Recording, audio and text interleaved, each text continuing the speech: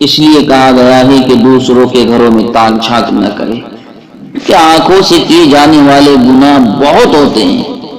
ایک تو یہ ہے کہ آدمی کسی دوسرے شخص کے گھر جائے اور اندر جانے کی اجازت لینے سے پہلے دروازے یا کھڑکی کے سوراخوں سے اندر جھانکنے لگے، یہ بھی گناہ ہے۔ اور ایک یہ ہے کہ دروازہ اگر کھلا ہوا ہو تو سیدھا دروازے کے سامنے جا کر کھڑا ہو جائے، اجازت لینے سے پہلے سامنے اندر کا صحن دیکھ لیا، اندر کے تمام افرادوں پر نظر پڑ گئی، یہ بھی ایک گناہ ہے۔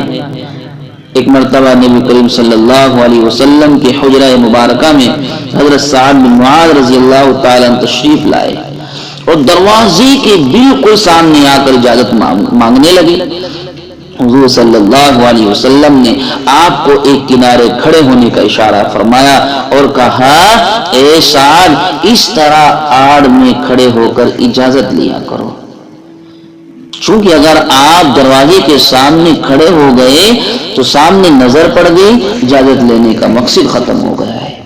نبی کریم صلی اللہ علیہ وسلم اس طرح تاک جھانک کو سخت ناپسند فرماتے تھے۔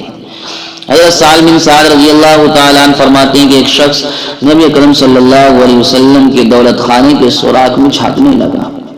اس وقت نبی کریم صلی اللہ علیہ وسلم کے دست مبارک میں سینگ تھی جس سے آپ اپنے سر کو کھجا رہے تھے۔ آپ نے اس شخص کی حرکت کو دیکھ کر فرمایا کہ اگر مجھے معلوم ہوتا کہ تو دیکھ رہا ہے تو میں یہی باریک سینگ تیری آنکھ میں چبو دیتا، کیونکہ اجازت لینے کا حکم تو اسی وجہ سے ہے کہ دوسرے کی نظر سے حفاظت رہے، تو اس صورت میں اجازت لینے کا مقصد ختم ہو گیا ہے۔ تو میرے عزیز ساتھیو، احادیث مبارکہ میں اجازت لینے کی جو ترغیب دی گئی ہے، جو حکم دیا گیا ہے، اس پر عمل کیا جائے۔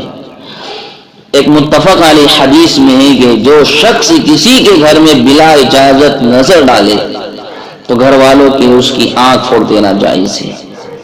سیدنا حضرت عمر بن خطاب رضی اللہ تعالیٰ ارشاد فرماتے ہیں کہ جس شخص نے داخلے کی اجازت سے پہلے، داخل ہونے سے پہلے اور داخل ہونے سے پہلے اجازت لینے سے بھی پہلے گھر کا صحن آنکھ بھر کر دیکھ لیا تو اس نے گناہ اور فسق کا کام کیا۔